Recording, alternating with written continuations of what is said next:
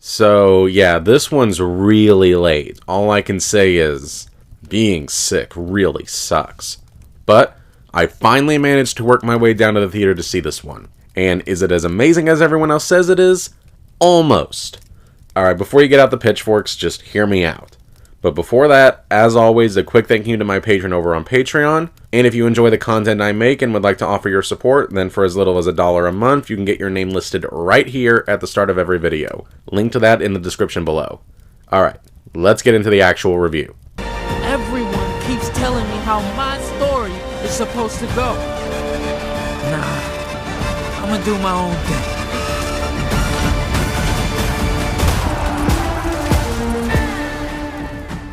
Spider-Man Across the Spider-Verse is the second of the Spider-Verse movies, and the long-awaited sequel to Spider-Man Into the Spider-Verse. Taking place a year and a half after the first film, Miles Morales has been adapting to being the new Spider-Man, when suddenly a new and unexpected threat shows up, and, unbeknownst to Miles, dominoes have been set up that could turn his entire world upside down.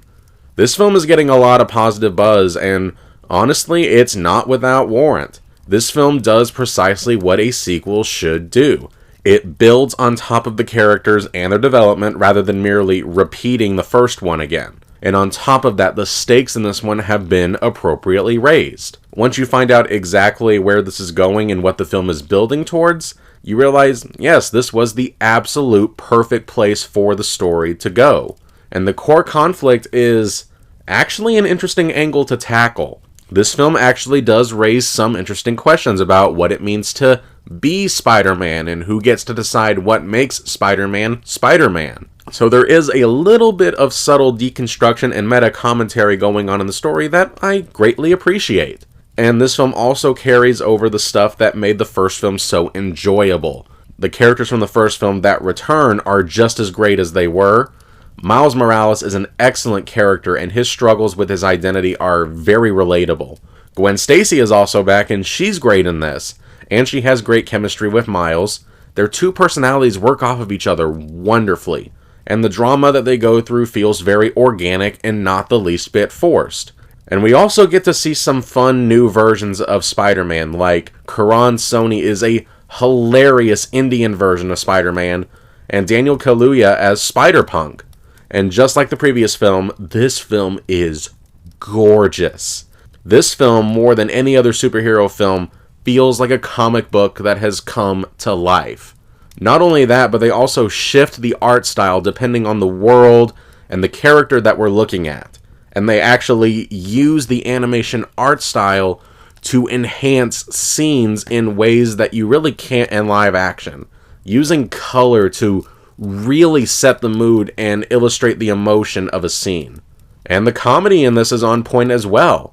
Some of the jokes are obvious, like the Spider-Men all pointing at each other, but there's also some great bits of unexpected humor, like Miles Morales being forced to deliver a YouTube apology.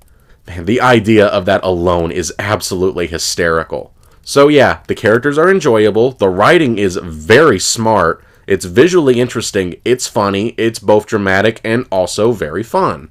But, I mean, yeah, you've all heard this, everyone is saying this. I'm not saying anything new. So you might be wondering, what exactly was it I had issues with, since I said this film was almost a masterpiece? Because while I know a lot of people are touting this as a perfect film, I'm not quite there. There's kind of three minor issues I have with the film, and I want to emphasize these are minor issues, but I think they are worth bringing up nonetheless. My first is that this film does have a little bit of pacing issues, especially in the first half. It can take a little bit to really get moving, although I suspect this is going to matter less and less once the third film is actually released and upon subsequent viewings. But it is something that I noted on my first watch through.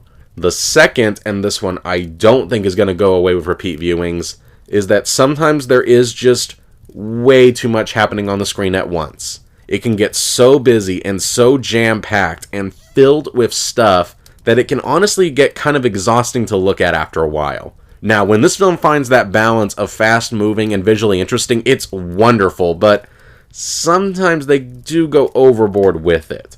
And tied to that, there are a few moments where the film winks at the camera just a little bit too hard. Now, for people that love that stuff, love having little details crammed into nearly every corner of the screen, and loves those Easter eggs and nods, you're not going to see an issue with that, and that's fine. It's just something that at times kind of wore me out. And, finally, this film doesn't exactly feel like a complete story. It feels more like the beginning of a story. Now, I know that's a weird complaint to have, because of course this doesn't feel like a complete story. It ends on a massive cliffhanger after all. But when I say this doesn't feel like a complete story, I mean, it doesn't really have a climax. This feels like it just stops right when it would have entered the third act. Now, this makes sense when you consider that this is really part one of a two-part story. But that does mean that as of right now, this felt a little bit lacking. Like, something's missing. Even in something like The Dark Knight, which, yes, did also end on a cliffhanger, it did still feel like one complete story. This really doesn't. But I want to once again iterate that this does not in any way detract from the things that this movie does well. When this movie is great, it's really great. It even has some of my favorite scenes of the entire year so far. And I completely understand why so many people love this, because there is a lot to love about this film. This is one I would love to revisit once the third film comes out, and to see how this flows together as one long story. Spider-Man Across the Spider-Verse is an easy frontrunner for Best Animated Feature, and there's whispers that it could even get nominated for Best Picture as well.